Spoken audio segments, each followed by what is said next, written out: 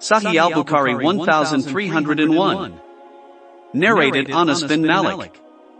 One of the sons of Abu Talha became sick and died, and Abu Talha at that time was not at home. When his wife saw that he was dead, she prepared him, washed and shrouded him, and placed him somewhere in the house. When Abu Talha came, he asked, "How is the boy?" She said, "The child is quiet and I hope he is in peace." Abu Talha thought that she had spoken the truth.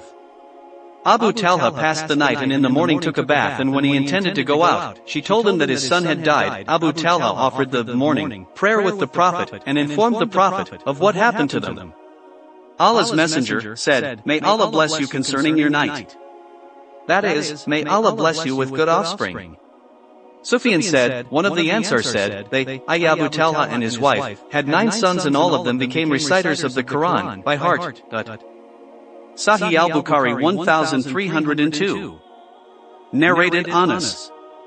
The Prophet said, "The real patience is at the first stroke of a calamity." Sahih al-Bukhari 1303. Narrated Anas bin Malik.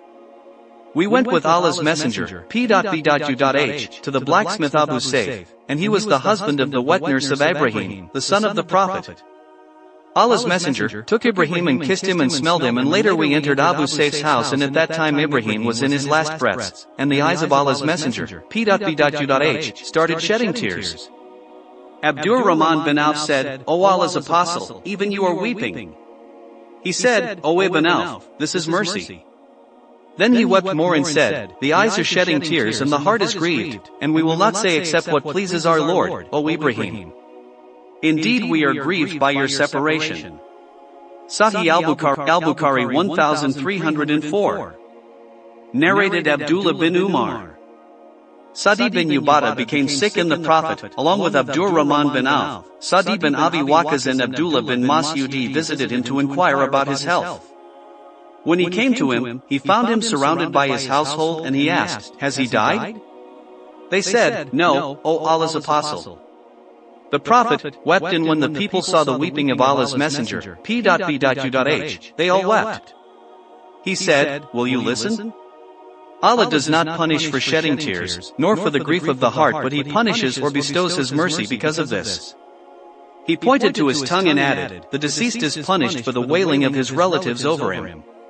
Umar used to beat with a stick and throw stones and put dust over the faces of those who used to wail over the dead. Sahih al-Bukhari 1305. Narrated Aisha. When the news of the martyrdom of Zayd bin Haritha, Ja'far and Abdullah bin Ra'a came, the Prophet sat down looking sad, and I was looking through the chink of the door. A man came and said, "O Allah's Messenger, the women of Ja'far," and then he mentioned their crying. The Prophet, P.B.U.H, ordered him to stop them from crying. The man went and came back and said, "I tried to stop them but they disobeyed." The Prophet, P.B.U.H, ordered him for the second time to forbid them. He went again and came back and said, "They did not listen to me," or bus. The sub-narrator Muhammad bin Hashib is in doubt as to which is right. Aisha added, "The Prophet said, 'Put dust in their mouths.' I said to that man, 'May Allah stick your nose in the dust, i.e. humiliate you.' By Allah, you could not stop the women from crying, to fulfill the order. Besides, you did not relieve Allah's Apostle from fatigue." Sahih al-Bukhari 1306. Narrated Amatiyah. At the time of giving the Pledge of Allegiance to the Prophet, one of the conditions was that we would not wail, but it was not fulfilled except by 5 women, and they are Sulaim, al-Allah, the daughter of Abi Sabra, the wife of Mu'adh, and 2 other women, were the daughter of Abi Sabra and the wife of Mu'adh and another woman. Sahih al-Bukhari 1307. Narrated Amir bin Rabi'a. The Prophet said, "Whenever you see a funeral procession, stand up till the procession goes ahead of you." Al-Humaydi added, "Till the coffin leaves you behind or is put down." Sahih al-Bukhari 1308. Narrated Amir bin Rabi'a. The Prophet said, "If any one of you see a funeral procession and he is not going along with it, then he should stand and remain standing till he gets behind it, or it leaves him behind, or the coffin is put down before it goes ahead of him." Sahih al-Bukhari 1309. Narrated Sa'id al-Makburi. That his father said, while we were accompanying a funeral procession, Abu Huraira got hold of the hand of Marwan and they sat down before the coffin was put down.